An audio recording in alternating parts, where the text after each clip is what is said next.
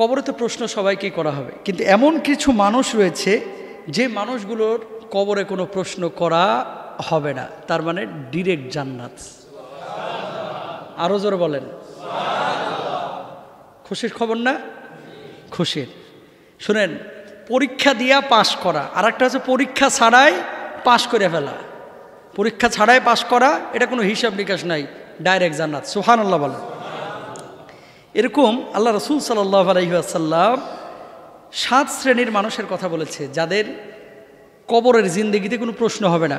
মারা গেছে, দাফন হয়ে গেছে, আল্লাহর পক্ষ থেকে ঘোষণা হয়ে গেছে, ফায়ুনাদি মুনাদিম মিনাস সামা, আকাশ থেকে আহ্বানকারী আল্লাহ বলবে, ওই ফেরেশতারা কি হয়েছে?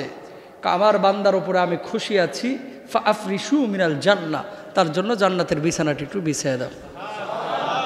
জান্নাতের বিছানা বিছিয়ে দিল। এবার বলতেছে, আল্লাহ জান্নাতের ঘরটার লেগে কত বড় দিমু? আল্লাহ সুবহানাহু ওয়া তাআলা বলবে, ওর দৃষ্টি যত দূর যায় এর জান্নাতের ঘরটা তত বড় বানায় দাও। শুনেন, দৃষ্টি তো মিনিমাম 1-1.5 কিলো যাইতে পারে যদি ফাঁকা জায়গা হয়, যায় না? দূরে যাইতে পারে। কক্সবাজার সমুদ্রে যারা গিয়েছেন, এ পাশ থেকে ওই পাশ তাকাইলে মনে হয় খালি সমুদ্রের সাথে আকাশ মিলে গেছে। একবার মনে হয় যে সমুদ্রের আকাশ চুমা দিচ্ছে, আর একবার মনে হয় আকাশ সমুদ্রের চুমা দিচ্ছে, ঠিক না? এই যে এত বিশাল বিস্তর এলাকা, আপনার দৃষ্টি যত দূর যাবে আল্লাহ বলবে যে এর জান্নাতের বাড়িটা তত বড় বানায় দে, এর ঘুম পাড়ায় দাও। সুবহানাল্লাহ। তারা কারা?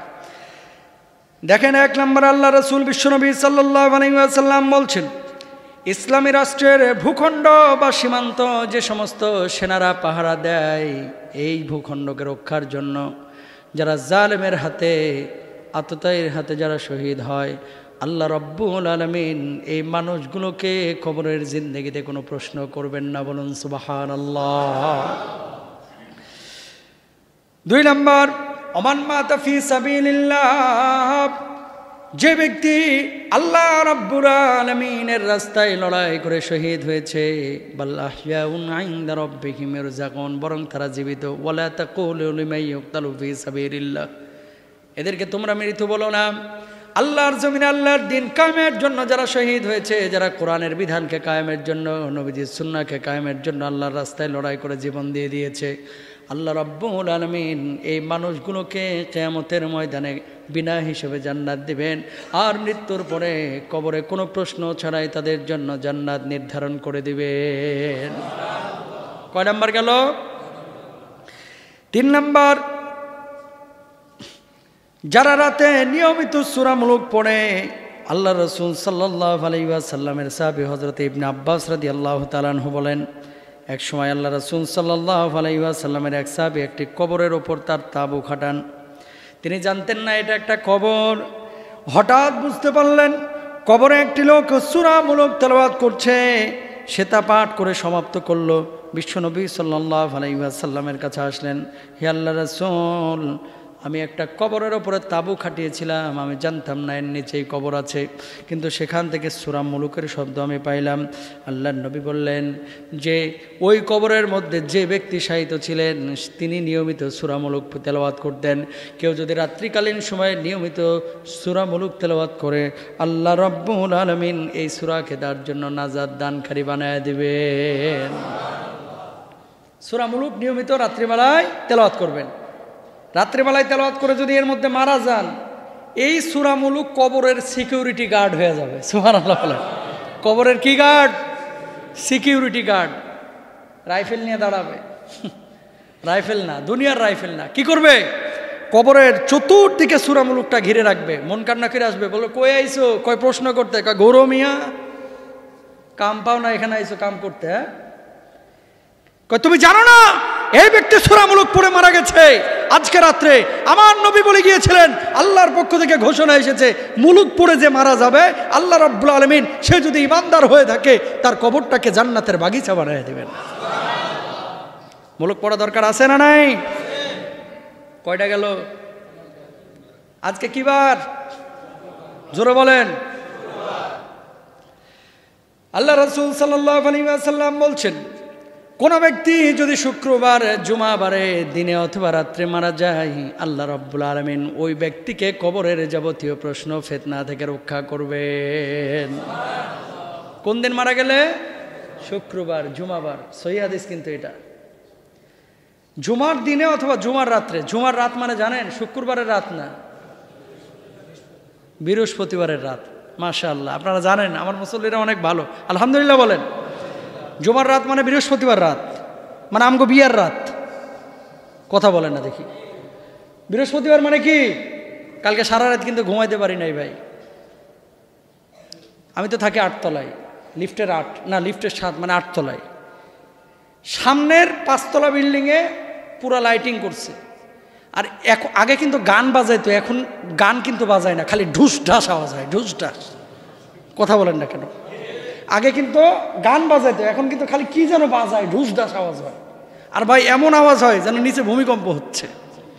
অনেক তদন্ত করে, গবেষণা করে, এমফিল করে, পিএইচডি করে সকালবেলায় আমি জিজ্ঞেস করিলাম এক চাচাকে, চাচা এখানে কি হইয়াছিল? তিনি বললেন এখানে কান ফুড়ানির অনুষ্ঠান হইয়াছে। বুঝেন নাই কথা? আর বিয়ার অনুষ্ঠান না, কান ফুড়ানির অনুষ্ঠান।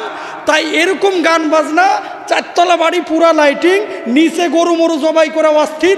চিন্তা করলাম কান ফুড়ানিতেই এত ঠেলা, এই বেডের বিয়ার সময় হইব কি জ্বালা।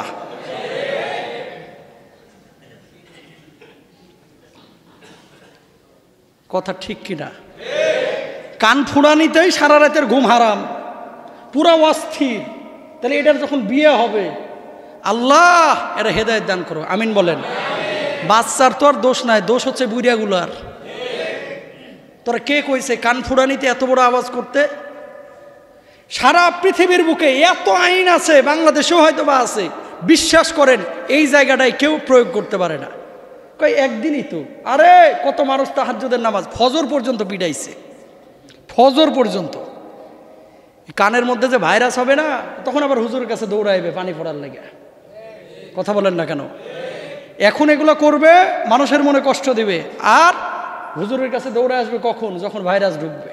আল্লাহ হেদায়েত দান করুক।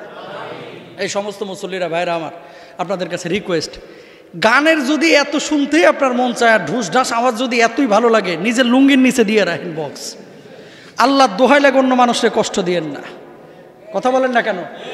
আপনি জানেন আমার মাথায় মগুর দিয়ে মারলেও এত কষ্ট হইতো না, সারা রাত যে কষ্টটা হয়েছে। শুধু আমার বলে না, এরকম অনেক মুরব্বী আছে যারা সহ্যই করতে পারে না, এদেরও কষ্ট হয়েছে, ঠিক কিনা? তো আপনি আর একজনরে কষ্ট দিয়ে নিজে ঢুস ঢাস কি কয়? এটা ডিজে না কি মনে হয় কয়? হ্যাঁ ডিজে। কোনো গান নাই কিন্তু, খালি দেখছি যে ঢুস ঢাস আরে চলতেছে, কোনো গান নাই। আস্তাগফিরুল্লাহ, আস্তাগফিরুল্লাহ। কোথায় যাচ্ছে মুসলমান?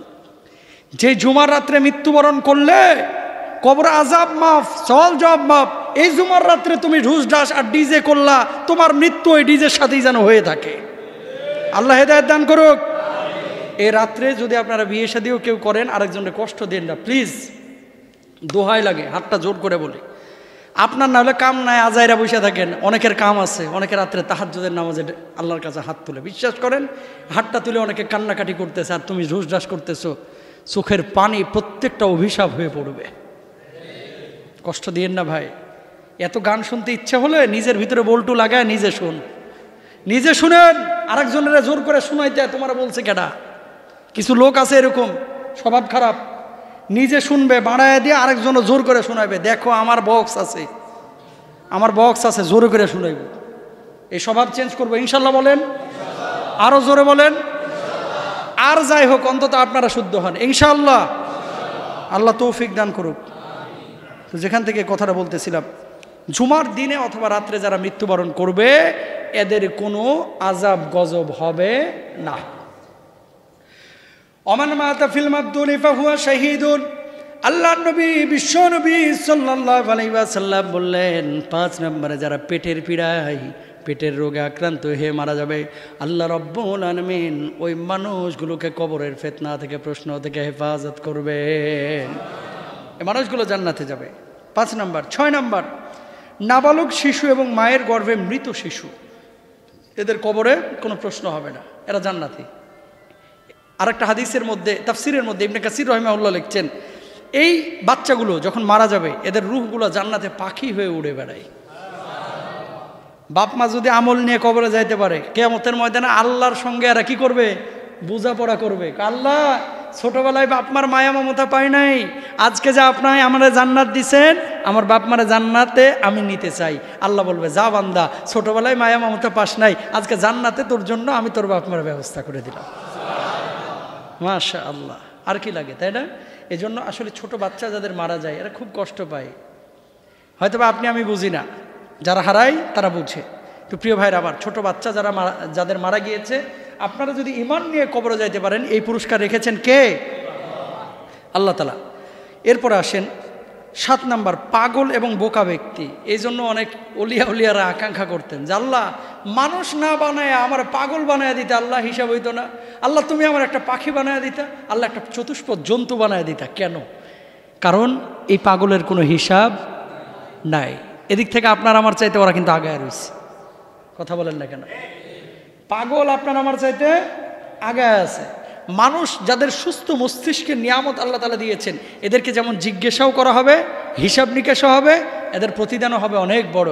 কিন্তু এই পাগল, তারপরে আপনার বোকা, কিছু বোকা ব্যক্তি আছে না, পাগল না কিন্তু দুনিয়ার কোনো তালই নাই ওর।